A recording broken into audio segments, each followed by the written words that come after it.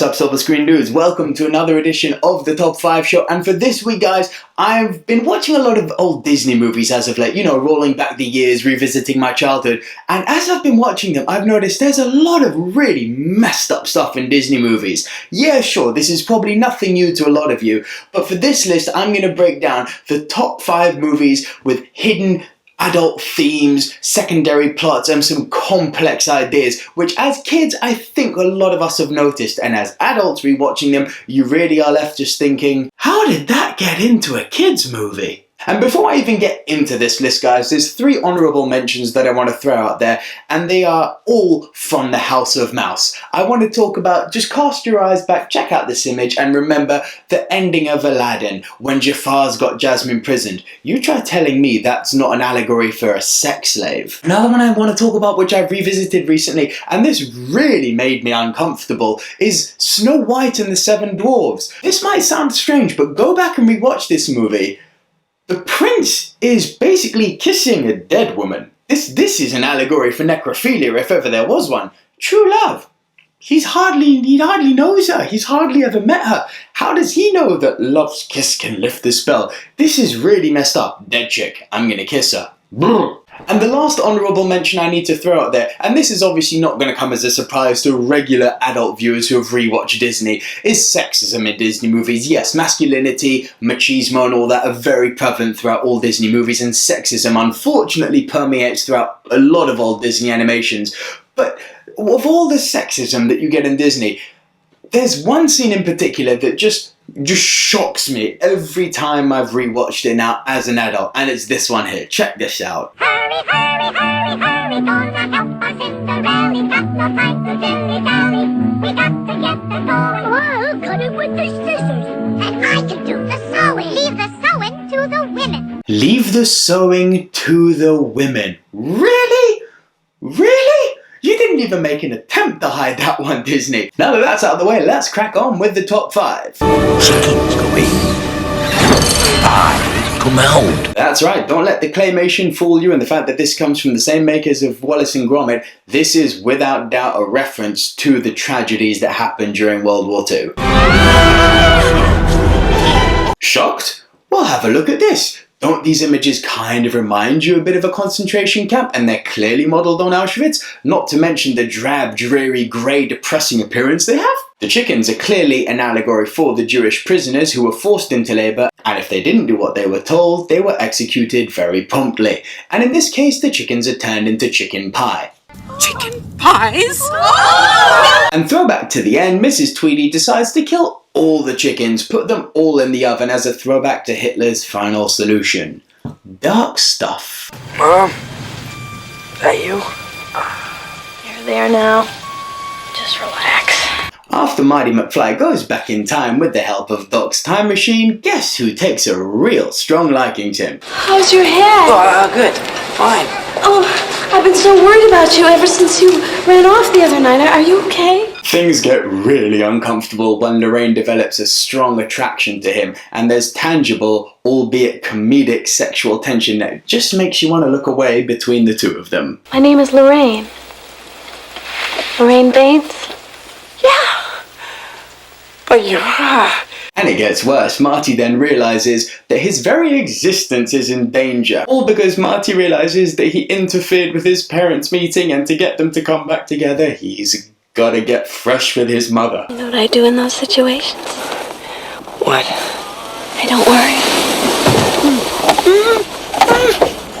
Lorraine doesn't actually obviously realize that Marty is her future son, and the whole thing is played for yucks. Funny as they try to make it out to be, the bottom line is Marty locks lips with his mother. That's traumatic for any young man. Number 3, Bow Chicka Wow Wow, The Lion King. This stinks. Oh, sorry. Can you feel the sexual tension tonight? Nala finds her friend from childhood, and my god, they're happy, too happy. Simba?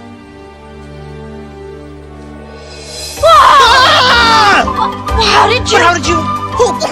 Introductions and hellos over, they get some time alone, the famous Elton John music plays, and things get really steamy really fast. I'm just gonna say, imagine if it wasn't lions and it was 2 human beings.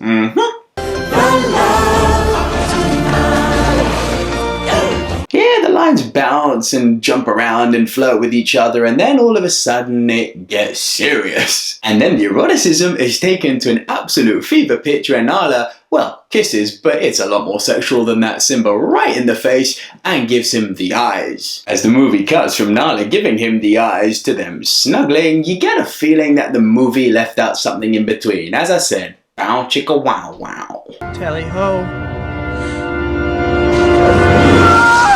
Spidey's got radioactive blood and a whole lot of hormones kicking in. This one shouldn't be too hard to understand. Take away the spandex, take away the superpowers, this is just an awkward teenager who's going through the same growing difficulties with the opposite sex as all of us have gone through. At the start of the movie, he's scrawny, he's not fitting into his body properly, he's got bad mannerisms, he's awkward as I've just said. Then the radioactive spider bites him and he grows. And with that growth comes some change. Any better this morning? Any change?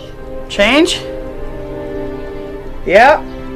Big change. He then starts growing hairs and being able to shoot white sticky stuff out of his body. Yeah, superpowers, whatever you want to say, but maybe a good idea to shut the door while you're exercising? What's going on in there? I'm exercising. Of course you are, mate. Your orders, sir? Find the gypsy girl. Frollo's displays of attraction and obsession towards Esmeralda border on the really, really inappropriate to the downright creepy. You think you've outwitted me, but I'm a patient man. Look, I get attraction, but the lengths that this guy goes just to be close to this girl is wrong. Just wrong. What are you doing? I was just imagining a rope around that beautiful neck. And in traditional creepy fashion, he hides it behind a facade of claiming disgust for the gypsies and using it as a means to get as close to her as possible. Creep. Not to mention he manipulates poor Quasimodo into actually helping him find Esmeralda. I mean, this guy's on another level of nasty. And then he just takes the title 10 out of 10 on the creeper scale when he says to Esmeralda, choose me or the fire. Either be with me or die. Nice. And that just takes him over the edge. This isn't your stereotypical creepy old man. This guy is far from harmless. This guy needs to be locked away. And like all Disney villains, he falls to his doom and you're just happy going, oh, there he goes. Bye. So over to you guys. Do you agree with this top 5 list? I know there's probably a lot out there that I haven't mentioned, but it's a top 5 show. There's only so much I can get in. Leave what you think are the most inappropriate, complex adult hidden themes that you've seen in a child movie in the comment section below. Please guys also give this video a thumbs up and be sure to hit that subscribe button and share this video with friends, family and anyone who you think loves movies. You can also stalk me on Instagram, Facebook, Twitter and Snapchat. Links to all of my social media in the description below, and until next time guys, see ya!